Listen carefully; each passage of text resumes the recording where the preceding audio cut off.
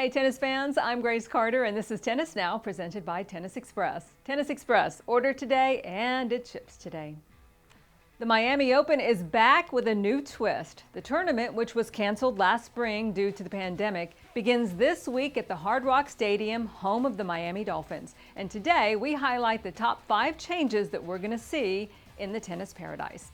Launching our list, of course, limited crowds. When the tournament launched at the new location in Miami Gardens, it was with a bang, drawing record-setting attendance of more than 300,000 fans.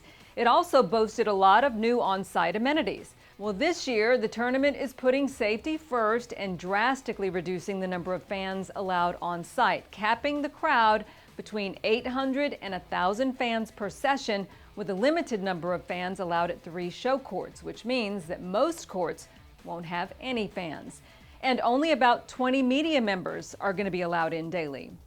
Next up, because of safety protocols, the tournament will not use the portable 14,000-seat stadium built within the Hard Rock football stadium this year.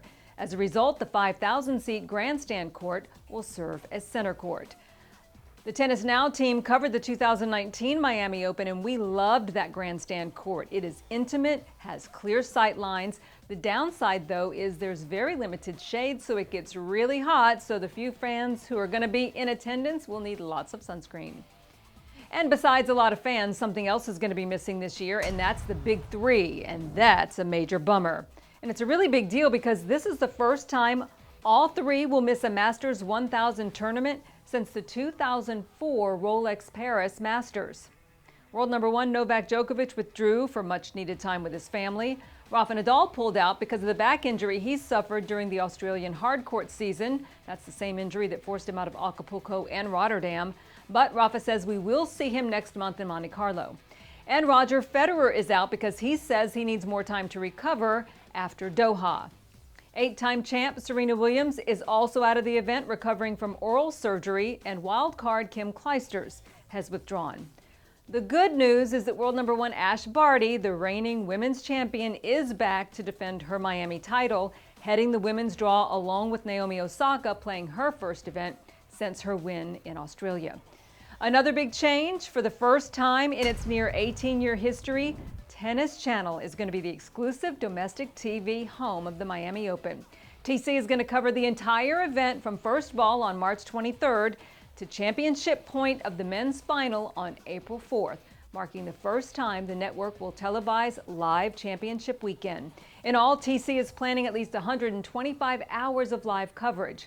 And added bonus, Martina Navratilova, who lives in Florida, is going to be on site broadcasting. Here's a side note. Tournament director James Blake joked with the Miami Herald that players are going to be more energized on court because, get this, they can't party at South Beach, so they're going to be rested. And finally, what will be different about this Miami Open? 2 guys have won 10 of the last 15 titles, Roger and Novak. In fact, during the last 15 years, only 4 men not named Novak or Roger have raised the Miami trophy: John Isner, Andy Murray, Andy Roddick, and Nikolai Davydenko. So there's a big opportunity for somebody new to grab the title. Doors open for players like Daniil Medvedev, Alexander Zverev, Stefano Tsitsipas. It's going to be fun to watch. Who are you picking to win this year? Let us know in the comment section and we'll see you next time.